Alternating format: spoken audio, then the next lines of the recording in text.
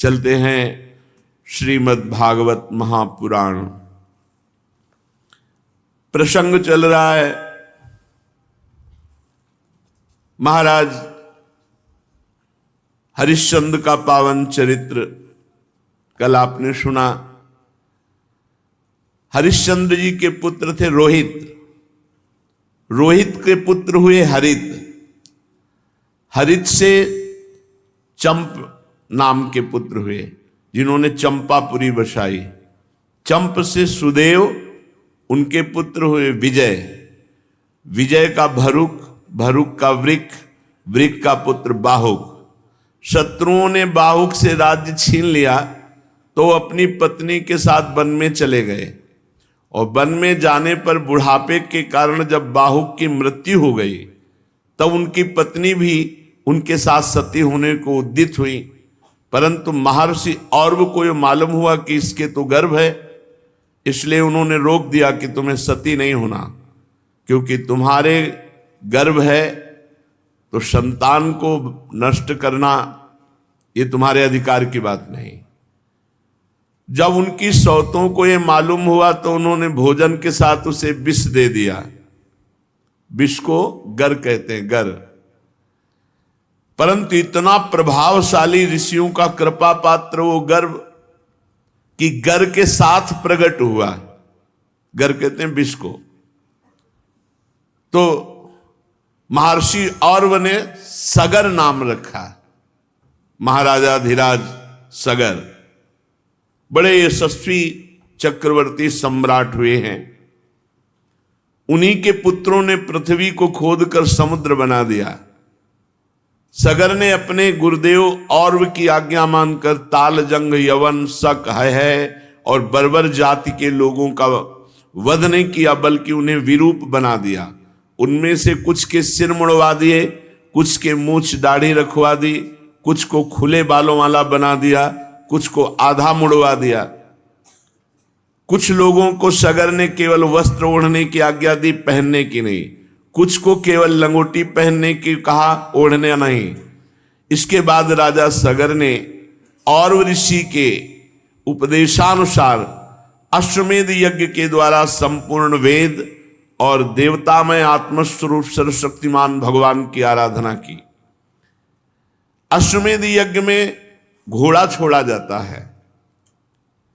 उस घोड़े को जिस राज्य से निकले पूजन करके नमस्कार कर दे तो युद्ध नहीं होगा, माना जाता है वो परास्त हो गया। अगर घोड़े के साथ थोड़ी भी छेड़खानी की तो युद्ध होगा और उस बलवान राजा उसे बंदी बनाएगा। तो उस घोड़े को इंद्र ने चुरा लिया अश्वमेध यज्ञ के। पता ही नहीं चला कि किस राजा ने घोड़ा बंदी बनाया, क्योंकि इंद्र ने चुरा लिया, किसी राजा ने नहीं। उस समय महारानी सुमति के गर्भ से उत्पन्न हुए सगर के पुत्रों ने अपने पिता के आज्ञानुसार घोड़ा सारी पृथ्वी छान डाली, ढूंढा पर कहीं नहीं मिला। तब उन्हें बड़ा क्रोध आया और बड़ी गुस्सा से उन्होंने पृथ्वी को खोदना शुरू किया।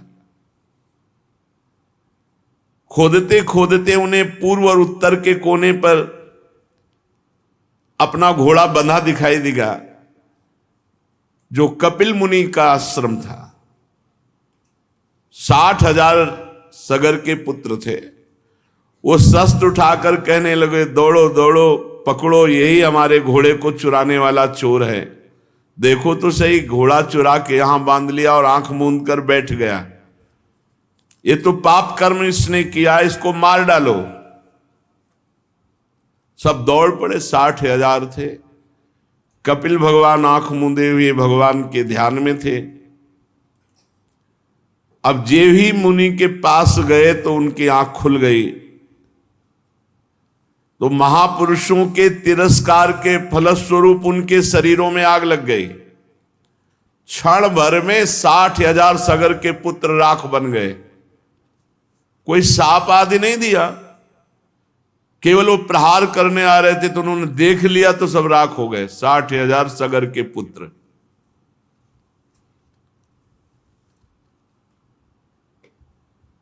ये महापुरुषों के अपराध करने का फल है, क्योंकि कपिल भगवान तो गुणातीत स्थिति में है, वो क्रोध काहे को करेंगे। भला कहीं पृथ्वी की धूल का भी आकाश से संबंध होता है? ऐसे ही भला क्रोध का संबंध दिव्य महापुरुष से होता है? ये तो दिव्य महापुरुष है, भगवत प्राप्त भगवान के अवतार ही है। ये संसार सागर एक मृत्युमय पथ है, इसके पार जाना अत्यंत कठिन है, परंतु भगवान कपिल देव जी ने सांख्य शास्त्र की ऐसी दृढ़ नाव बना दी जिससे मुक्ति की इच्छा रखने वाला कोई भी व्यक्ति उस समुद्र के पार जा सकता है। परम ज्ञानी परमात्मा हैं कपिल भगवान, भला उनमें शत्रु और मित्र का भाव कैसे आ सकता है। अब जब सगर को पता चला कि 60,000 पुत्र हमारे भस्म हो गए, तो उनकी दूसरी पत्नी थी केशनी, उनके गर्भ से असमंजस नामक पुत्र हुआ। असमंजस के पुत्र का नाम था अंशुमान। अंशुमान अपने दादा सगर की आज्ञाओं का पालन और उन्हीं की सेवा में लगे रहते थे। असमंजस पहले जन्म के योगी थे, विषय संग के कारण योग से विचलित हो गए थे, परंतु योग का प्रभाव इस जन्म में भी था, इसलिए वे कोई भी अच्छा काम नहीं करते, सब काम बिगाड़ देते कि कोई उनसे प्यार न करे, जिससे सब लोग यही समझने लगे थे कि असमंजस पागल है। वे कभी कभी अत्यंत निंदनीय कर्म कर बैठते और अपने को दिखाते बुद्धिहीन पागल। यहां तक कि जब बच्चे खेलते होते तो उठा के सरयू में डाल देते। बड़ा उद्विग्न कर दिया सबको। महाराज सगर जी ने देखा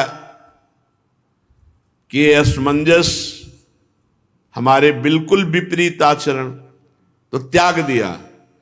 जब असमंजस ने देखा कि हमारा त्याग हो गया, तो जितने बालक सरयू में फेंके थे सबको जीवित करके अपनी अपनी अवस्था के अनुसार नगर में छोड़ दिया और आप वन के लिए चले गए। अयोध्या के नागरिकों ने देखा कि सबके बालक लौट आए, तब राजा सगर को बड़ा पश्चाताप हुआ कि हमने अपने सिद्ध योगी पुत्र का पागल समझ करके अपमान किया। अब अंशुमान को आज्ञा करी तो उन्होंने अपने जो चाचा थे 60,000 लाख बने हुए थे, भस्म के पास देखा घोड़ा बंधा हुआ, तो हाथ जोड़ करके अंशुमान कपिल भगवान के चरणों में गए और एकाग्रता से स्तुति की। अंशुमान ने कहा, हे कपिल भगवान, आप अजन्मा ब्रह्मा जी से भी परे हैं, इसलिए आपको प्रत्यक्ष रूप में देखा नहीं जा सकता, समाधि के द्वारा आपका अनुभव होता है, किंतु ये रजोगुणी जन आपको समझ नहीं पाए, इसलिए अपराध कर दिया और अपने अपराध से ही वो भस्म हो गए। संसार के शरीरधारी 3 गुणों में ही विचरण करते रहते, सतोगुण, रजोगुण, तमोगुण। जागृत, स्वप्न और सुषुप्ति 3 अवस्थाएं। इसी कारण ये माया मोहित जन, हे भगवान आप सर्वत्र हैं पर आपका दर्शन नहीं कर पाते। 3 गुणों और उनका प्रभाव, जागृत, स्वप्न, सुषुप्ति। आप सबके हृदय में विराजमान है पर आपको कोई नहीं जान सकता। सनंदन आदि मुनि आत्मस्वरूप के अनुभव से माया के गुणों के द्वारा होने वाले भेद को मिटा दिया, तो आपका अंदर ही साक्षात्कार प्राप्त कर लिया। पर मैं तो मूढ़ पुरुष हूं, कैसे आपका चिंतन करूं। माया और उसके गुण और गुणों के कारण होने वाले कर्मों के संस्कार, ये सब स्थूल सूक्ष्म कारण आप में नहीं है। ना तो आपका नाम है ना तो रूप, आप में ना कार्य है ना तो कारण, आप सनातन आत्मा हैं ज्ञान का उपदेश करने के लिए कपिल रूप धारण किया, हम आपको नमस्कार करते हैं। भगवान कपिल देव जी ने कहा, बेटा इस घोड़े से हमारा कोई संबंध नहीं, पता नहीं कौन तुम्हारे पिता के यज्ञ पशु को चुरा के लाया और यहां आश्रम में बांध दिया, और तुम्हारे चाचाओं ने मूर्खता की, वो समझे कि हमने घोड़ा चुराया तो हम पर प्रहार करने को चले तो भस्म हो गए। अंशुमान ने बड़ी नम्रता से कहा, प्रभु मेरे पुरखों का उद्धार कैसे होए जो भस्म हो गए? तो उन्होंने कहा, गंगा जल से होगा। यदि गंगा जी कृपा करें और भूतल पे आए और तुम्हारे पुरखों की राख उनमें, तो उनका परम कल्याण हो जाएगा। अंशुमान जी ने जो अश्वमेध यज्ञ का घोड़ा था उसको लिया और पहले ब्राह्मणों से अश्वमेध यज्ञ पूर्ण कराई, फिर महर्षि और के बतलाए हुए मार्ग से महाराज सगर परम पद को प्राप्त हुए। अंशुमान जी ने बड़ी घोर तपस्या की गंगा जी लाने के लिए, परंतु सफलता नहीं मिली। गंगा जी लाने के पहले ही मृत्यु आ गई और उनका शरीर छूट गया। अंशुमान के पुत्र दिलीप हुए। महाराजा दिलीप जी ने भी भारी तपस्या की गंगा जी को भूतल पर लाने के लिए, परंतु गंगा जी लाने में असफल रहे और उनकी भी मृत्यु हो गई। दिलीप के पुत्र हुए भगीरथ जी। उन्होंने भारी तपस्या बचपन से ही की गंगा जी को प्रसन्न करके भूतल पर लाने के लिए। देखो 3 पीढ़ी लग गई, तब गंगा जी प्रसन्न हुई।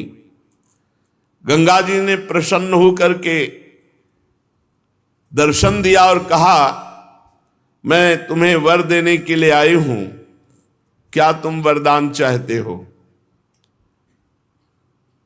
भगीरथ जी ने बड़ी नम्रता से साष्टांग प्रणाम किया गंगा मैया को और प्रार्थना की कि आप मृत्यु लोक में पधारिए और हमारे पुरखों का कल्याण कीजिए। गंगा जी ने कहा कि जिस समय मैं स्वर्ग से पृथ्वी पर गिरूंगी तो कोपि धारिता वेगम पतंत्या में महीतले अन्यथा भूतलम भित्वा नृपयासे रसातलम।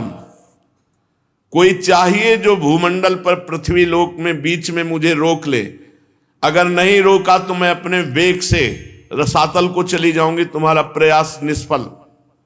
भूतल पर मुझे कोई रोकने वाला चाहिए। इसके अतिरिक्त दूसरी बात, किम चाहम नु भुवम यास्य नरा मैया मृजंत्यघम मृजामि तदघम कुत्र राजस्तत्र विचिंत्यताम। भगीरथ, ये 2 समस्याएं हैं। भूतल पर कोई चाहिए जो मुझे रोक ले, नहीं तो मैं रसातल को चली जाऊंगी ब्रह्मलोक से सीधे। और दूसरी बात, पृथ्वी पे जाऊंगी तो पापी लोग मेरा स्पर्श करके निष्पाप हो जाएंगे, पर मैं पाप युक्त हो जाऊंगी, तो मैं पाप कहां धोऊंगी? इस विषय पर तुम विचार करो। भगीरथ जी ने कहा, पहले समस्या का तो समाधान मैं अभी किए देता हूं।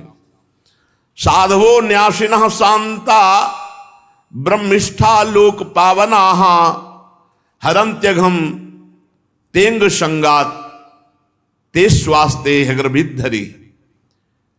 माता, तुम चिंता मत करो, जब पृथ्वी पर आप जाओगे तो पापी ही आपका स्पर्श नहीं करेंगे। जो लोग परलोक के सुख संपत्ति का त्याग कर चुके हैं, जो संसार से संन्यास लेकर निरंतर भजन में लगे हैं, ऐसे शांत ब्रह्मनिष्ठ महात्मा जब आपका स्पर्श करेंगे तो आप निष्पाप हो जाओगे। गंगा को भी पाप रहित करने की सामर्थ्य भगवत भक्त में है, भगवत प्रेमी महात्मा में है। साधवो न्यासिना, जिन्होंने समस्त भोगों का त्याग कर दिया, ऐसे सन्यासी। शांता, जो हर द्वंद्व सहते हैं। ब्रह्मिष्ठा, जो ब्रह्मनिष्ठा वाले। लोक पावना, जो लोकों के पावन करने की सामर्थ्य रखते हैं। हरंत्यघम तेंग संगात, वो जब गंगा में गोता लगाएंगे तो गंगा निष्पाप हो जाएगी। ये बात कही भगीरथ जी ने। वो अपने अंग स्पर्श से हे गंगा तुम्हारे पापों को नष्ट कर देंगे, क्योंकि उनके हृदय में अगरूप अघासुर को मारने वाले भगवान श्री कृष्ण का निरंतर चिंतन होने के कारण भगवान वहां प्रकाशित हो जाते हैं। हृदय में भगवान कब प्रकाशित होते हैं? निरंतर चिंतन करने के कारण। और दूसरी बात कि तुम्हारा वेग रसातल में भेद कर चला जाएगा तो नहीं माता, बीच में ही धारयिष्यति ते वेगम रुद्रस्त्वात्मा शरीरिणाम यस्मिन् नोतमिदं प्रोतम विश्वम साटीव तंतुषु। तुम चिंता ना करो, मैं रुद्रदेव की तपस्या करूंगा, भगवान शंकर से कहूंगा ब्रह्मलोक से जब तुम गिरोगी तो तुम्हें बीच में ही रोक लेंगे। तो गंगा जी ने सोचा कि महादेव जी किस में रोक लेंगे मुझे, देखते हैं। तो गंगा जी ने जो ही ब्रह्मलोक से ऐसी विशाल धारा गंगा जी की, भगवान शंकर ने जटा खोल दी। जटा कटा संभ्रमम भ्रमण नीलम निर्झरी विलोलवी चिवल्लरी विराजमान मूर्धनी, और बांध लिया जटाओं, गंगा की धारा को जटाओं में लपेट लिया। भगीरथ ने कहा महाराज नीचे कुछ बूंद तो गिरे, नहीं तो हमारे पुरखे तो वैसे ही रह गए। तब एक जटा खोली तो 3 गंगा के स्वरूप हुए, अलकनंदा, भागीरथी, मंदाकिनी। अलकनंदा स्वर्ग गंगा, पाताल गंगा मंदाकिनी जो अनुसुईया जी के आश्रम में प्रकाशित हुई चित्रकूट में, और भागीरथी तो पावन त्रिभुवन पावनी श्री गंगा जी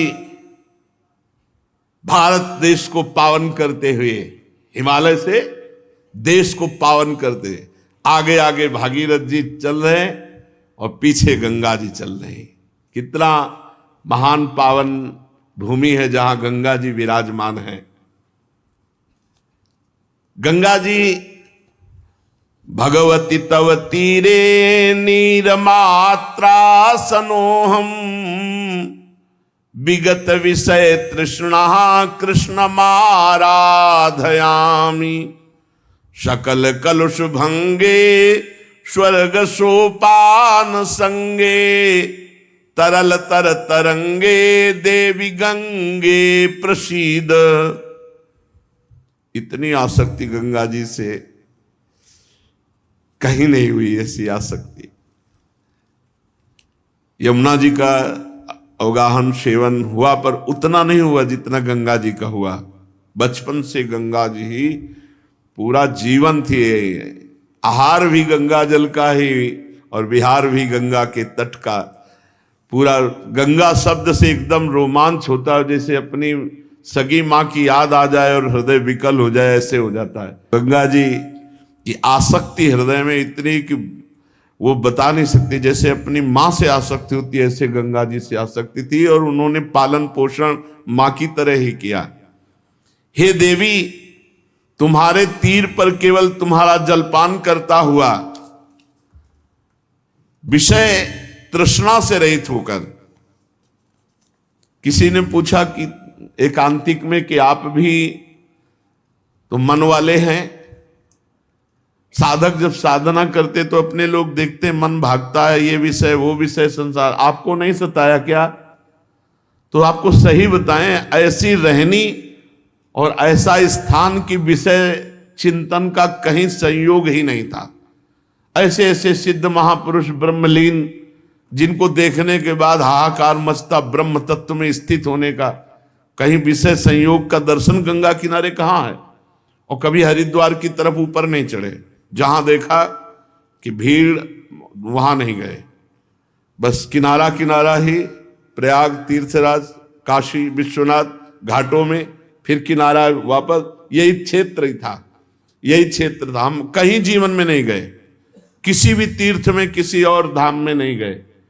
वृंदावन आना था, इसलिए चित्रकूट से तो कई दिन चित्रकूट में रुके, नहीं तो कोई तीर्थ नहीं, बस गंगा किनारे जो पड़ते हैं, ब्रह्मावर्त, इलाहाबाद संगम, काशी विश्वनाथ, बस किनारा गंगा जी, गंगा ही हमारा जीवन थी।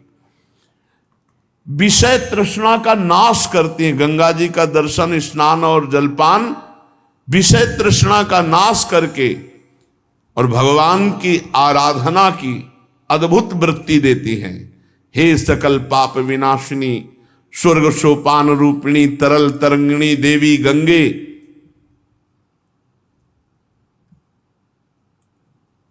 मुझ पर प्रसन्न हो। भगवती भवलीला मौलिमाले तवाम्भः कणमणु परिमाणम प्राणिनो ये स्पृशंति अमर नगर नारी चामरग्राहिणी नाम विगत कलि कलंकातंक मंके लुठंती। हे भगवती गंगा, तुम महादेव जी के मस्तक की लीलामयी माला हो। जो प्राणी नित्य तुम्हारे जलकण के अणुमात्र का भी स्पर्श करता है, वो कलि कलंक के भय को त्याग कर दिव्यता को प्राप्त होता है। कलयुग उसका कुछ नहीं बिगाड़ सकती। जो गंगा जल का पान करते हैं, एक बूंद ही चाहे रोज, गंगा जल है कौन? हमारे प्रभु का चरणामृत है, वामन भगवान का, जिनका चरणामृत गंगा कहा गया, जिस गंगा जी को देवाधिदेव महादेव सर पर धारण किए। ब्रह्मांडम खंडयंती हर शिरसि जटावल्ली मुल्लासयंती स्वरलोकादा पतंती कनक गिरि गुहा गंड शैलात् स्खलंती छोणी पृष्ठे लुठंती दुरित चय चमुर निर्भरम भर्सयंती पाथोदिम पूरयंती सुर नगर सरित पावनी नः पुनातु। ब्रह्मांड को फोड़कर निकलने वाली महादेव जी की जटालता को उल्लसित करती हुई, स्वर्गलोक से गिरती हुई सुमेरु की गुफा और पर्वतमाला से झड़ती हुई पृथ्वी पर लौटती हुई पाप समूह की सेना को कड़ी फटकार देती हुई, समुद्र को भरती हुई देवपुरी की पवित्र नदी गंगा हमें पावन करे। श्री गंगा जी वरदान है, ब्रह्मद्रव है, मूर्तिमान भगवत स्वरूप है। हम भारतवासियों का कितना सौभाग्य, जहां की नदी के रूप में ब्रह्मद्रव, बिल्कुल सच्ची कहते हैं, रोज नया उत्साह, नई एक अगन भगवत प्राप्ति की, तत्वबोध की। कभी ऐसा खान पान विश्राम संसार ये स्मरण की ही वृत्ति नहीं रही। गंगा जी की कृपा से ये स्मरण की ही वृत्ति नहीं थी। त्रिकाल गंगा स्नान, तीनों टाइम सर में डुबकी लगा के, ऐसे नहीं कि ऐसे हाथ पैर धो लिए, ऐसे तीनों बार गंगा जी का स्नान, चाहे सर्दी हो, चाहे गर्मी, चाहे बरसात। तो जब लगन लगती है तब फिर कुछ नहीं सुनाई देता। ये मन तभी आपको, आपके हृदय में अभी लगन नहीं लगी, भगवत प्राप्ति की लगन लग जाए तो ये विषय, अरे ब्रह्मादिक के भोग सब विषम लागत ताई, नारायण ब्रज चंद की लगन लगी ही जाए। ऐसे ही जो गांव के लोगों के 100 फेंक दिए जाते हैं, कुत्ते किनारे लाके ऐसे नोच रहे हैं, वहीं बैठे हैं, वहां भोग सुहाई देगा, भोग चिंतन सुहाई देगा। वहां तो बस हाय हाय मचा। ये शरीर की दुर्दशा, यही हमारे शरीर की दुर्दशा होगी। फिर भगवत तत्व का अगर बोध नहीं हुआ तो मतलब क्या रह गया। वहां यही दृश्य, कहीं चिता में आग लग रही, कहीं कोई हाथ लिए कुत्ता भाग जा रहा है, कहीं कोई टांग घसीट रहा है, यही दृश्य थे। ये दृश्य आग का काम करते हैं वैराग्य के। क्या शरीर है। तो कई कई दिन भूखे रहने पर भी पीड़ा थोड़ी होती थी, हर समय ब्रह्माकार वृत्ति। कैसे कैसे जीवन का परम लक्ष्य प्राप्त हो, रात दिन। तो ये जो प्राकृतिक कष्ट हैं, ये सुख का अनुभव कराते हैं। जैसे योद्धा को जब घाव होता है तो सुख होता है, कायर पुरुष भयभीत होता है, ऐसे जिसका लक्ष्य होता है भगवत प्राप्ति और गंगा जी वैराग्य में ऐसा पेट्रोल का काम करती है। अगर थोड़ा भी वैराग्य है तो बढ़ा के वैराग्य को बिल्कुल अवधूत बना दे। गंगा जी की अपार महिमा, और यमुना जी की महिमा है कि वैराग्य से अनुराग में डुबा दे, प्रेम में डुबा दे। श्री भगीरथ जी त्रिभुवन पावनी गंगा जी को वहां लेकर के गए जहां उनके पितरों के शरीर राख बने हुए पड़े थे। आगे आगे वो वायु के वेग के समान रथ पर सवार होकर चल रहे, पीछे गंगा जी कलरव करती हुई दौड़ रही, कल कल करती हुई गंगा जी दौड़ रही।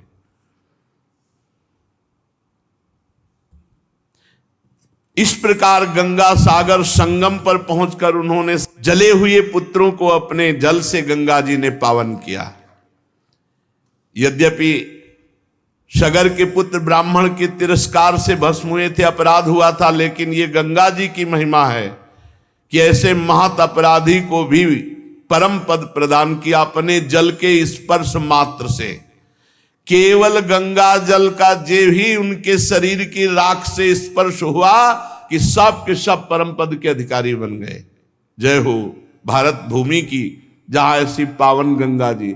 अरे गंगा जी का दर्शन, गंगा जी का आचमन, गंगा जी का स्नान तो निष्पाप करता ही। अगर गंगा गंगा यो ब्रुयात योजना नाम सतैरपि, गंगा गंगा गंगा ऐसा उच्चारण करे तो 400 कोस दूर से निष्पाप कर देती गंगा जी। जिनके उद्धार का कोई उपाय नहीं, वो भागवत अपराधी सगर के पुत्र परम पद को प्राप्त हुए, ऐसी माता गंगा जी की महिमा है। केवल गंगा स्पर्श मात्र से। और जो रोज गंगा जी नहाते हैं, गंगा जी का दर्शन करते हैं, गंगा जल पान करते हैं, भला उनके उद्धार में क्या। बड़ी परम पवित्रता की मूर्ति गंगा जी, वो अनुभव अलग अलग महिमा है। पवित्रता की मूर्ति गंगा जी, ज्ञान का उन्मेष गंगा जी के जल से होता है। वैराग्य तो चरम सीमा तक बढ़ जाता है, मृत्यु भी बिल्कुल खिलवाड़ लगती है। गंगा जल से जब शरीर का स्पर्श होता है तो सब पाप थर्रा उठते हैं, नष्ट हो जाते हैं। जो लोग श्रद्धा के साथ नियम लेकर गंगा जी का स्नान करते हैं, उनके संबंध में तो कहना ही क्या है। मैं गंगा जी की महिमा के संबंध में जो कुछ कहा है उसमें कोई आश्चर्य की बात नहीं, क्योंकि गंगा जी सर्वाश्चर्य में भगवान के चरण का धोवन है। जिन चरणों का श्रद्धा से चिंतन कर लेने मात्र से बड़े बड़े मुनि निर्मल हो जाते हैं और तीनों गुणों के बंधन को काटकर भगवत स्वरूप बन जाते हैं।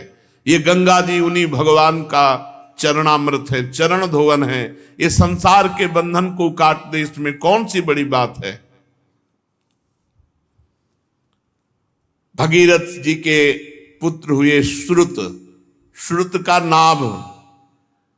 नाभ का सिंध द्वीप और सिंध द्वीप का अयुतायु, अयुतायु के पुत्र का नाम था ऋतुपर्ण। ये महाराज नल के मित्र थे। नल को पाशा फेंकने की विद्या ऋतुपर्ण ने ही बताई थी और बदले में अश्व विद्या सीखी थी। ये द्वित क्रीड़ा खेलने के कारण महाराज नल बड़ी समस्या में, बड़े संकट में पड़ गए। पीछे महाभारत में नल और दमयंती का पावन चरित्र सुनाया गया था। तो महाराज ये ऋतुपर्ण बहुत द्वित क्रीड़ा में प्रवीण थे। ऋतुपर्ण नल को पासा फेंकने की विद्या और नल ने अश्व विद्या, बहुत विचित्र इन विद्याओं की कलाएं थी। इतनी रफ्तार से रथ हाँक रहे थे कि ऋतुपर्ण का दुपट्टा गिर गया। तो उन्होंने कहा महाराज सारथी दुपट्टा गिर गया। बोले महाराज न जाने कितने योजन आप आगे आ चुके हो। बोले अभी तो गिरा। बोले महाराज अब तो और कितने आगे आ गए। नल को इतनी विद्या प्रवीण थी कि उन्होंने गणित लगा करके एक चलते हुए रथ से एक वृक्ष में कि सिहोर का शायद वृक्ष था, किसका वृक्ष था, उसके पत्ते फल सब पूरा गणना बदल। राजा ने कहा नहीं रुको, रथ रोको, हम तुम्हारी अंदाज वाली बात नहीं मानते। बोले महाराज एक पत्ते में फर्क नहीं पड़ सकता। उन्होंने डाल काटी, उतने ही पत्ते उतने ही पुष्प। तब उन्होंने कहा तुम्हारी धन्य है विद्या, तुम कौन हो? तो उनका महाराज मैं हूं तो सारथी ही। बोले नहीं, ये विद्या केवल महाराज नल में पाई जाती है। तो ना आपका रूप है, क्योंकि वो रूप भी नहीं था, करकोटक सांप के काटने से अंतर ध्यान। बड़ा रोचक प्रसंग महाराज नल दमयंती का आज भी आनी है कि अगर ऋतुपर्ण राजा और नल करकोटक सांप इनका स्मरण करे तो कलयुग का प्रभाव उसके ऊपर नहीं आएगा। ये कलयुग का ही प्रभाव था। महाराज नल की बुद्धि मारी गई और उन्होंने अपने सर्वस्व को दांव में लगा दिया और महारानी से भारी संकट में पड़े। नल से ज्यादा तो संकट महारानी को हुआ जब छोड़ करके महाराज नल चले। कितना कितना संघर्ष महापुरुषों को। तो ऋतुपर्ण अश्वविद्या सीखी महाराज नल से। ऋतुपर्ण का पुत्र हुआ सर्वकाम। परीक्षित सर्वकाम के पुत्र का नाम था सुदास, सुदास के सौदास, और सौदास की पत्नी का नाम था मदयंती। सौदास को ही कोई कोई मित्र शाह कहते हैं और कहीं कहीं उन्हें कलमश पाद भी कहते हैं। वशिष्ठ जी के शाप से ये राक्षस भाव को हो गए थे, फिर अपने कर्मों के कारण ये संतानहीन हुए। राजा परीक्षित ने पूछा भगवान ये हम जानना चाहते हैं कि महात्मा सौदास को गुरु वशिष्ठ जी ने शाप देकर राक्षस क्यों बना दिया? यदि कोई गोपनीय बात ना हो तो गुरुजन अपने शिष्य को बता देते हैं, तो कृपा करके बताइए। श्री सुखदेव जी ने कहा परीक्षित एक बार राजा सौदास शिकार खेलने गए और उन्होंने राक्षस को मार डाला, उसके भाई को छोड़ दिया। राक्षस ने राजा के इस काम को अन्याय माना और भाई की मृत्यु का बदला लेने के लिए जब उसने देखा कि आज वशिष्ठ जी राजा के यहां भोजन करने आ रहे हैं, तो रसोइये का अपहरण कर लिया, माया से रसोइये का रूप धारण कर लिया और अभक्ष पदार्थ मांस आदि भोजन में मिलाकर सुंदर भोजन बनाकर वशिष्ठ जी के सामने परोसा गया। तो वशिष्ठ जी भोजन को देख करके जो ध्यानस्थ हुए तो पूरी बात जान गए कि ये तो अपवित्र है। तो उन्होंने क्रोधित होकर राजा को शाप दिया कि तू निमंत्रण करा रहा है मुझे और मुझे अभक्ष्य पदार्थ परोसा रहा है, ये तेरा काम राक्षसी काम है, इसलिए जा तो राक्षस भाव को प्राप्त हो जा। इसमें महाराज का कोई दोष नहीं था, वो राक्षस रसोईया के रूप में गुप्त रूप से, पर दोष तो राजा का ही, निमंत्रण देने वाले का ही माना जाएगा। इसलिए वशिष्ठ जी ने शाप दे दिया। महाराज कलमशपाद मित्र शाह सौदास नाम से पुकारे जाते थे कि जाओ तुम राक्षस भाव को प्राप्त हो जाओ। उन्होंने चरण पकड़ा और कहा महाराज मेरी इसमें कोई गलती नहीं है। तब उन्होंने कहा ठीक है, 12 वर्ष तो राक्षस रहोगे ही, 12 वर्ष के बाद तुम पुनः अपने स्वरूप को प्राप्त हो जाओगे। तो उन्होंने कहा महाराज बिल्कुल अपराध ना होने पर 12 वर्ष के लिए राक्षस भाव दिया, मैं भी आपको शाप दे सकता हूं। तो उनकी पत्नी ने कहा नहीं, ये आकाश, ये पृथ्वी, ये दिशाएं सब के सब भगवत स्वरूप है और गुरुदेव सब रूपों में हैं। गुरुदेव को दंड देना ये कहां की बात? तुम तो अभी राक्षस बन गए, साप तो 12 वर्ष का हो, तुम तो अभी राक्षस बन गए। उनकी पत्नी ने डांट लगाया। तो उन्होंने कहा मैं जल को कहां छोड़ू? तो उनका अपने पैरों में छोड़ो। इसीलिए उनके पैर काले पड़ गए, तो कलमशपाद नाम से वो पुकारे गए। थोड़ी देर में वो राक्षस हो गए, राजा बिल्कुल राक्षस बन गए क्योंकि वशिष्ठ जी का शाप।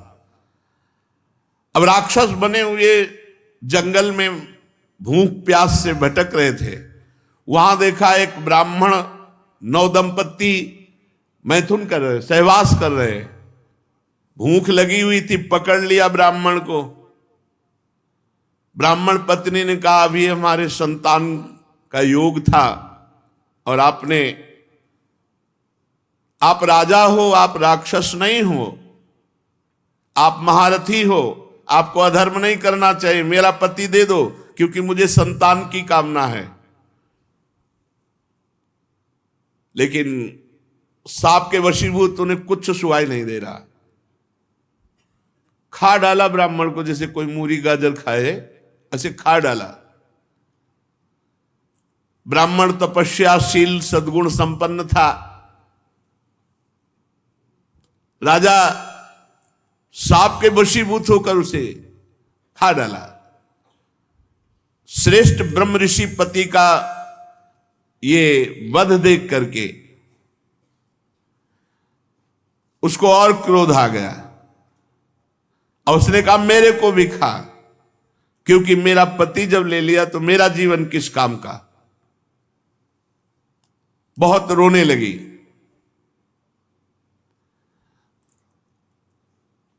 महाराज ने कहा मुझे कुछ सुहाई नहीं दे रहा है, मेरे अंदर राक्षस भाव जागृत हो चुका है, मैं तुम्हें भी खा जाऊंगा, पर अभी मेरी भूख नहीं लगी।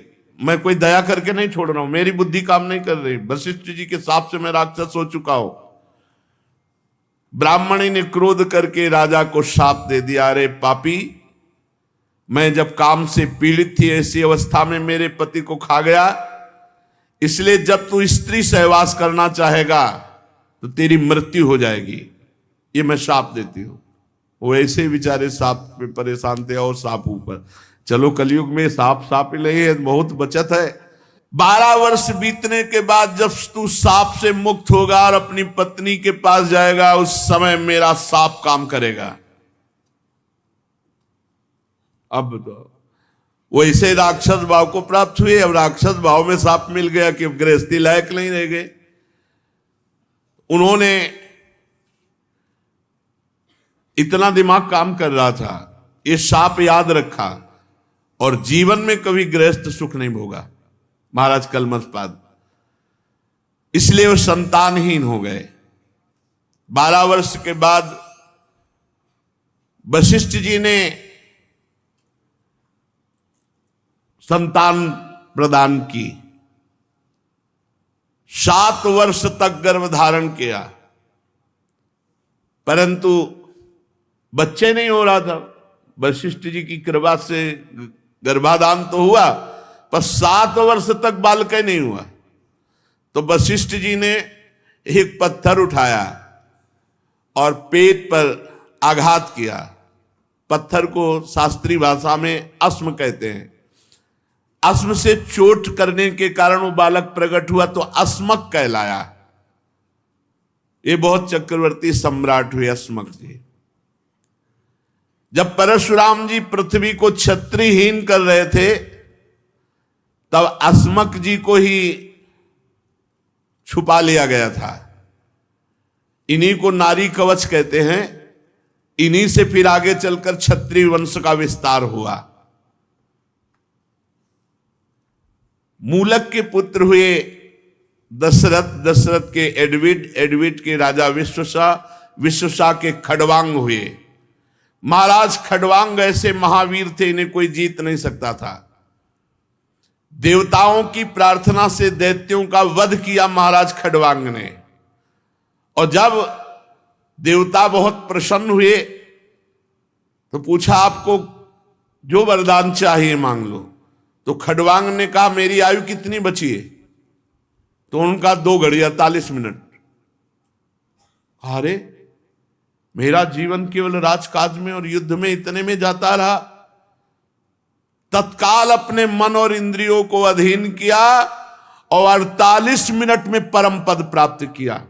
खडवांग जी ने 2 घड़ी में, जीवन में जब पता चला कि आयु रह गई इतनी, 2 घड़ी 48 मिनट, तो मन और बुद्धि को खींचकर भगवान में लगा। महावीर तो थे ही वो, और भगवान में स्थित होकर अपने शरीर को त्यागा। 2 घड़ी में परम पद प्राप्त किया। धन्य है उनका जीवन जिन्होंने अपने को भगवान में समर्पित किया है। तीनों लोकों के स्वामी भगवान मुझ पर प्रसन्न है जो मुझे पता चल गया, खड़वांग जी सोच रहे। और भोगों की लालसा का त्याग करके जीवन दाता श्री हरि में ऐसे भाव में मगन हुए कि 48 मिनट में परम पद प्राप्त किया। परीक्षित, खड़वांग जैसा कोई महावीर चक्रवर्ती सम्राट और 48 मिनट में भगवत प्राप्ति, 48 मिनट में भगवत प्राप्ति। इसलिए उनको तो पता था कि 2 घड़ी बाद मर जाएंगे, अपने को 2 घड़ी का भी पता नहीं। इसलिए हर समय राधा राधा राधा। इन्हीं खड़वांग के पुत्र दीर्घबाहु और दीर्घबाहु के परम यशस्वी पुत्र हुए महाराज रघु, और रघु के अज और अज के महाराज चक्रवर्ती सम्राट दशरथ जी हुए। और दशरथ जी की तपस्या भजन उससे प्रभावित होकर परब्रह्म परमात्मा 4 रूपों में प्रकट हुए, राम लक्ष्मण भरत शत्रुघ्न। खड़वांग के वंश में ही परीक्षित, सीतापति भगवान मर्यादा पुरुषोत्तम श्री राम का चरित्र तो तत्वदर्शी ऋषियों ने बहुत वर्णन किया है और तुमने अनेक बार उसे सुना भी है। भगवान श्री राम सत्य प्रतिज्ञ, अपने पिता राजा दशरथ के सत्य की रक्षा के लिए राजपाट छोड़ दिया और 14 वर्ष तक वनवास स्वीकार किया। भगवान श्री राम के श्री चरण कमल इतने सुकुमार थे कि परम सुकुमारी जानकी जी के कर कमलों का स्पर्श नहीं सहन कर सकते थे। उन्हीं चरणों से वो 14 वर्ष नंगे पैर भ्रमण किए।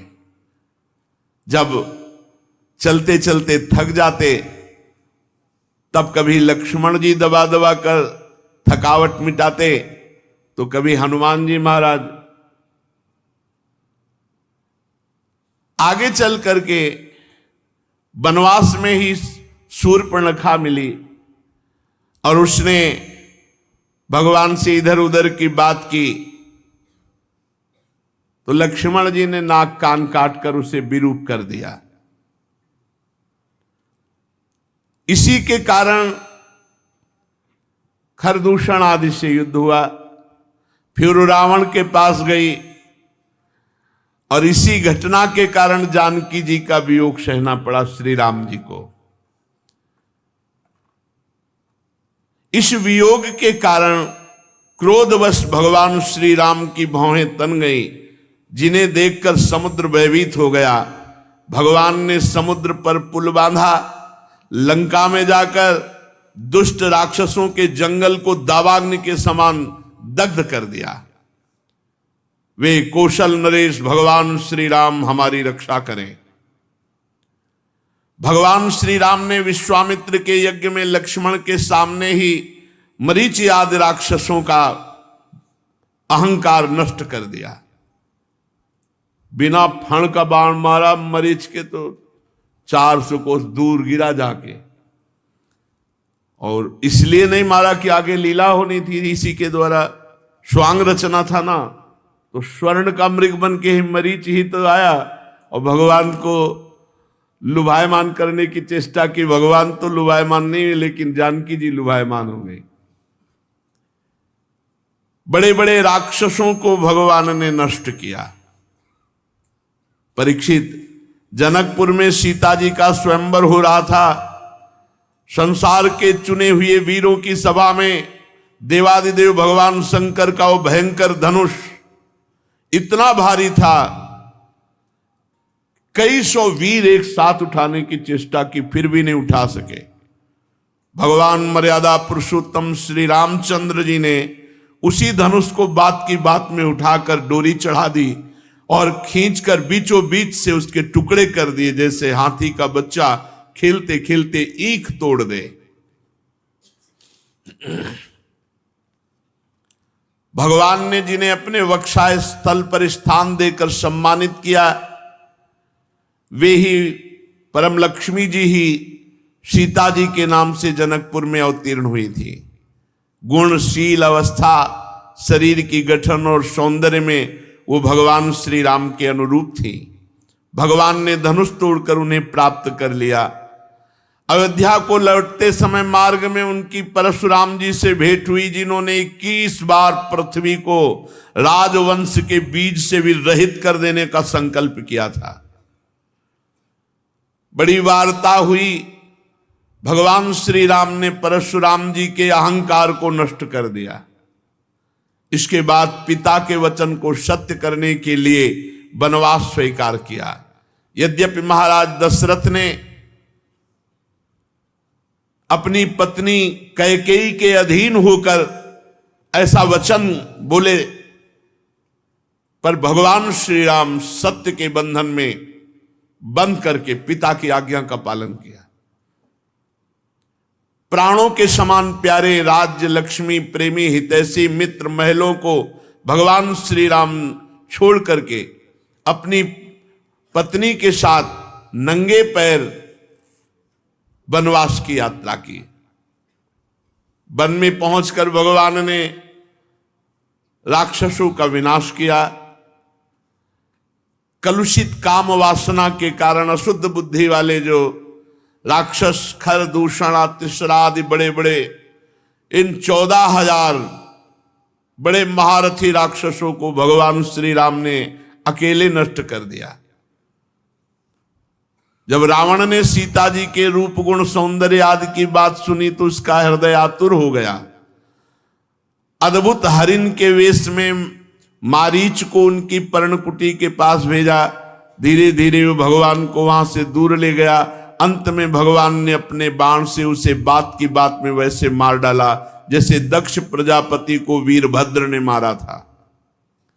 जब भगवान श्री राम जंगल में दूर निकल गए, तब लक्ष्मण जी की अनुपस्थिति में नीच राक्षस रावण ने भेड़िए के समान विदेह नंदनी सुकुमारी श्री सीता जी का हरण किया। अपनी प्राण प्रिया सीता जी से बिछुड़कर अपने भाई लक्ष्मण जी के साथ वन वन में दीन की भांति प्रभु घूमने लगे। और इस प्रकार भगवान ने फिर जटायु का दाह संस्कार किया, क्योंकि भगवत सेवा रूपी कर्म से वो परम पद को प्राप्त हो चुका था। फिर भगवान ने कबंध का संहार किया, फिर सुग्रीव आदि बानरों से मित्रता की, फिर बाली का वध किया। तदनंतर बानरों द्वारा अपनी प्राण प्रिया का पता लगवाया। ब्रह्मा और शंकर जिनके चरणों की वंदना करते हुए भगवान श्री राम मनुष्य की सी लीला करते हुए बंदरों की सेना के साथ समुद्र तट पर पहुंचे। वहां उपवास और प्रार्थना से जब समुद्र पर कोई प्रभाव न पड़ा, तब भगवान ने क्रोध की लीला की। टेढ़ी नजर पड़ते ही समुद्र खलबला उठा और डर करके, हाथ जोड़ करके, ब्राह्मण शरीर धारण करके, बहुत सी भेंट लेकर भगवान श्री राम के चरणों में आया और कहा, प्रभु हम मूर्ख लोग हैं, हम विनय से नहीं मानते, हम जड़ हैं। समुद्र ने कहा कि हे अनंत, हे प्रभु हम मूर्ख लोग हैं, हम जड़ हैं, हम विनय नहीं मानते, हम आपने क्रोध किया तो हमारी समझ में आई, इसलिए आपके स्वरूप को ना जानने के कारण आप हमें क्षमा कीजिए। और जाने भी तो कैसे प्रभु, हम सब जड़ हैं। प्रजापति बड़े बड़े ये सब रजोगुण से युक्त रहते हैं, कोई तमोगुण से युक्त, कोई सतोगुण से, और आप गुणातीत हैं, कैसे कोई जाने। वीर शिरोमणि मर्यादा पुरुषोत्तम भगवान श्री राम, आप चाहें तो अभी मैं सूख जाऊं और आप रास्ता दे दूं, लेकिन प्रभु आपका यश होगा यदि पुल बांध दिया जाए। त्रिलोकी को रुलाने वाले विश्वश्रवा के कुपूत रावण को मारकर अपनी पत्नी को फिर से प्राप्त कीजिए।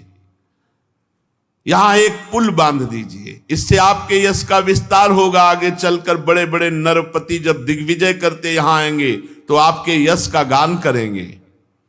भगवान श्री राम ने अनेकानेक पर्वतों के शिखरों से समुद्र पर पुल बांधा।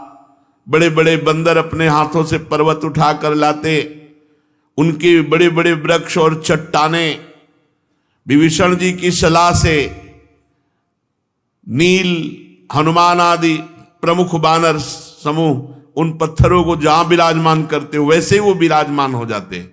पुल बंधा, वानरी सेना लंका में प्रवेश किया, जो हनुमान जी के द्वारा पहले ही जलाई जा चुकी थी। उस समय वानर राज की सेना ने लंका के सब स्थानों को नष्ट भ्रष्ट कर दिया।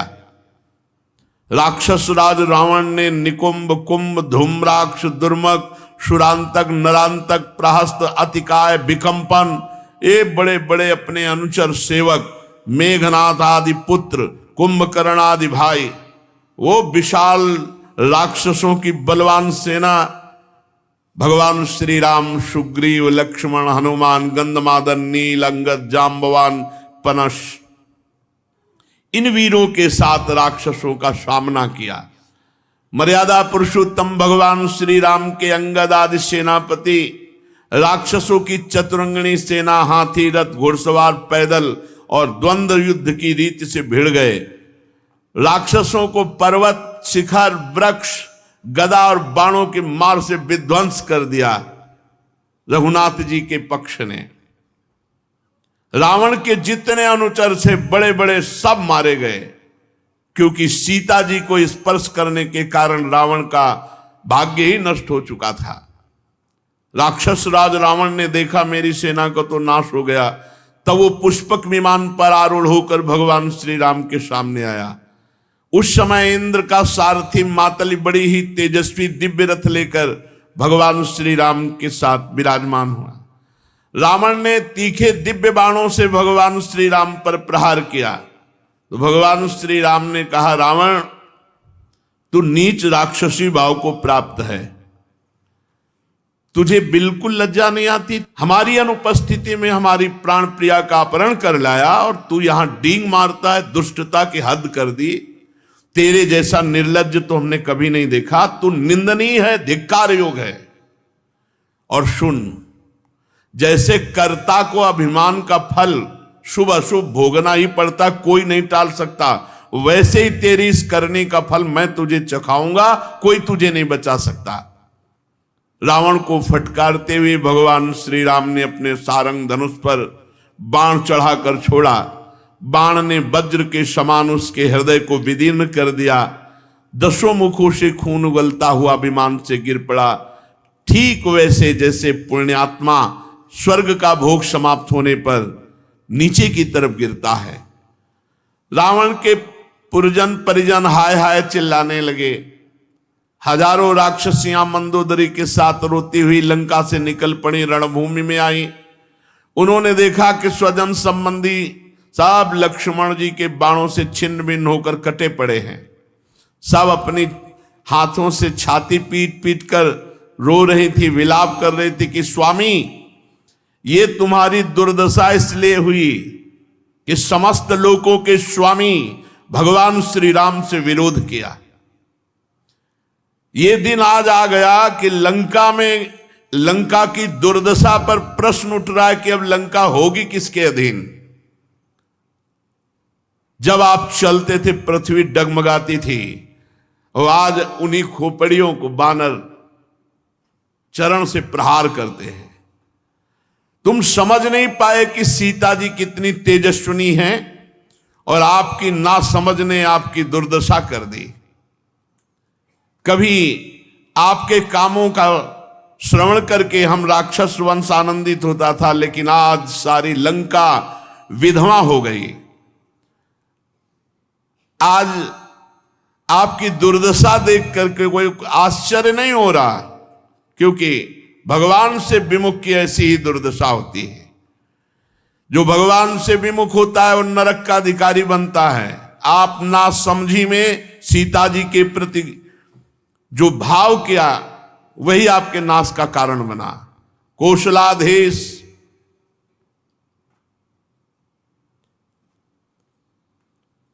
भगवान श्री राम से विरोध, उसी का फल यह है।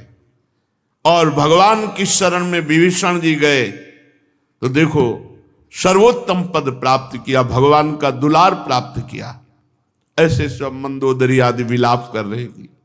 भगवान श्री राम ने आज्ञा करी विभीषण जी को कि अपने स्वजन संबंधियों का पितृ तर्पण करो, अंत्येष्टि क्रिया करो। इसके बाद भगवान श्री राम ने अशोक वाटिका के आश्रम में अशोक वृक्ष के नीचे बैठी हुई जानकी जी को देखा, जो भगवान के प्रेम में, विरह में अत्यंत दुबली हो गई थी। अपनी प्राण प्रिया श्री सीता जी को अत्यंत दुख में देखकर भगवान श्री राम का हृदय प्रेम और कृपा से भर गया। भगवान समीप गए, जानकी जी ने दर्शन प्राप्त किए, मुख कमल खिल उठा। भगवान ने विभीषण को राक्षसों का स्वामी, लंकापुरी का राजा, 1 कल्प की आयु, इसके बाद साकेत धाम में आने की बात निहाल कर दिया। भगवान पुष्पक विमान पर विराजमान होकर लक्ष्मण तथा सुग्रीव एवं हनुमान जी के साथ 14 वर्ष का व्रत पूरा हो जाने पर अयोध्या नगर की यात्रा की। उस समय मार्ग में ब्रह्मादि लोकपाल उनके ऊपर पुष्पों की वर्षा कर रहे थे।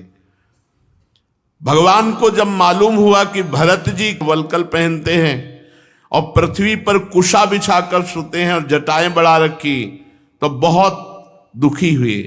भरत जी की दशा का स्मरण करके करुणाशील भगवान श्री राम का हृदय भर आया। जब भरत जी को मालूम हुआ कि मेरे प्राणाराध्य भगवान श्री राम आ रहे हैं, तब वे पूर्वासी मंत्री पुरोहित के साथ भगवान की पादुका सर पर रखकर भगवान की अगवानी की। जिस समय भरत जी नंदीग्राम में रह करके भगवान की आज्ञा से समय व्यतीत कर रहे थे, उस समय बड़ी तपस्यामयी स्थिति भरत जी की थी। भगवान श्री राम के अवध पहुंचने पर सबके मन में उत्साह हुआ कि हम भगवान से पहले मिले, भगवान सबके साथ पहले ही मिले। अमित रूप प्रगटे तेहि काला, उसी समय अनंत रूप धारण कर लिए और सबसे पहले ही पहले मिल रहे हैं। सबको अनुभव हो रहा है कि भगवान श्री राम हमें मिले। सबके नेत्रों में आंसू छलक रहे हैं। भरत जी भगवान के चरणों पर गिर पड़े, प्रभु के सामने पादुकाएं रख दी, हाथ जोड़कर खड़े हो गए। नेत्रों से अश्रुधारा बह रही। भगवान ने अपने दोनों हाथों से भरत जी को उठाया और गले से लगाया और भगवान ने अपने नेत्र जल से भरत जी का अभिषेक किया, भरत जी को स्नान करा दिया। फिर सीता जी और लक्ष्मण जी के साथ भगवान श्री राम ने ब्राह्मण और पूजनीय गुरुजनों को नमस्कार किया। सारी प्रजा ने बड़े प्रेम से सर झुकाकर भगवान के चरणों में प्रणाम किया। उस समय उत्तर कौशल देश के रहने वाली समस्त प्रजा अपने स्वामी भगवान श्री राम को बहुत दिनों के बाद आया देखकर सब वस्त्र हिला हिलाकर फूलों की वर्षा करके आनंद से नाच रहे थे। भरत जी ने भगवान की पादुकाएं, विभीषण जी ने श्रेष्ठ चंवर, सुग्रीव जी ने पंखा, हनुमान जी श्वेत छत्र, परीक्षित शत्रुघ्न जी ने धनुष तरकस, सीता जी ने तीर्थों के जल से भरा कमंडल, अंगद ने सोने का खड्ग, जाम्बवान ने ढाल और भगवान विराजमान चारों तरफ बंदीजन स्तुति कर रहे हैं। भगवान श्री राम की अद्भुत शोभा हुई। इस प्रकार भगवान सबका अभिनंदन स्वीकार करके अयोध्यापुरी में प्रवेश किए। उस समय आनंदोत्सव संपूर्ण अयोध्या में मनाया जा रहा है। राजमहल में प्रवेश करके कौशल्या और अन्य माताओं से, गुरुजनों से सबसे यथायोग्य मिल करके सीता जी और लक्ष्मण जी के साथ भगवान यथायोग्य प्रजा के साथ व्यवहार करते हुए अवध में विराजमान हुए। उस समय जैसे मृतक शरीर में प्राणों का संचार हो जाए, वैसे संपूर्ण अयोध्या में आनंद का संचार भगवान की उपस्थिति में। इसके बाद माताओं ने भगवान श्री राम का हृदय से लगाकर आंसुओं से अभिषेक किया। वशिष्ठ जी ने दूसरे गुरुजनों के साथ विधि पूर्वक भगवान की जटा उतराई, और जैसे बृहस्पति जी ने इंद्र का अभिषेक किया वैसे ही चारों समुद्रों के जल से भगवान श्री राम का अभिषेक हुआ। भगवान श्री राम सिर से स्नान करके जो ही सुंदर वस्त्र, पुष्प मालाएं और राज रूप धारण किया, मोहित हो गई पूरी अयोध्या। जानकी जी सहित संपूर्ण अयोध्या मोहित हो गई जिस समय भगवान श्री राम वस्त्र अलंकार धारण किए, स्नान आदि करके, जटा उतरा करके, भरत जी बार बार चरणों में गिर करके भगवान श्री राम को राज सिंहासन स्वीकार करने के लिए प्रार्थना की। भगवान ने अपने पिता महाराज दशरथ जी के समान प्रजा का पालन किया। परीक्षित समस्त प्राणियों को सुख देने वाले परम धर्मज्ञ, महान यशस्वी भगवान श्री राम अवध के राजा हुए। त्रेता युग में ऐसा लग रहा था सतयुग पधारा है। उस समय वन, नदी, पर्वत, वर्ष, द्वीप, समुद्र सब के सब कामधेनु हो रहे थे। जिसको जो चाहिए वो सब प्रदान करते थे। इंद्रियातीत मर्यादा पुरुषोत्तम भगवान श्री राम के राज्य काल में किसी को शारीरिक या मानसिक चिंता नहीं होती, शारीरिक रोग नहीं होते, अकाल मृत्यु नहीं होती, बुढ़ापा नहीं आता, किसी को दुख, शोक, भय, थकावट नाम मात्र की भी नहीं थी, किसी को मरने का भय नहीं रह गया था, सब मृत्यु विजयी थे। भगवान श्री राम ने आजीवन एक पत्नी व्रत धारण किया। भगवान श्री राम के पावन चरित्र जो श्रवण करेगा वो इसी जन्म में परम पद को प्राप्त होगा। सती शिरोमणि सीता जी ने अपने पति के हृदय के भाव का सदैव पोषण किया। प्रेम और सेवाशील से अपने पति को वश में कर लिया, अर्थात भगवान श्री राम को अधीन कर लिया। भगवान श्री राम जी का पावन चरित्र, भगवान श्री राम ने वशिष्ठ जी को आचार्य बनाकर बहुत से आत्मस्वरूप यज्ञों का यजन किया। भगवान श्री राम ब्रह्म ऋषियों को अपना इष्ट देव मानते थे। उनका हृदय द्रवित रहता था, क्या दे दे, ये भगवान का स्वभाव है, द्रवित रहता, क्या दे दे। हृदय में स्नेह, द्रवण क्रिया, सबको देने की भावना, ये भगवान श्री राम में। हमारा मन ही नहीं होता बंद करने, क्या चलो देखो जीवन का यही समय सार्थक जा रहा है और तो सब प्रपंच है। भगवान की चर्चा, भगवान का नाम, ऐसा लगता है कि कुछ और हो ही ना। चित्त का प्रभु में निरंतर डूबना, बस ये ऐसा थोड़ी लग रहा है कि कल की चर्चा हो रही है, ऐसा लग रहा है अभी चर्चा हो रही है, अभी प्रभु के साथ। और ये थोड़ी कि राम जी और श्याम जी में कोई अंतर, वही श्याम जी में वही, हमें तो अंतर नहीं दिखाई देता।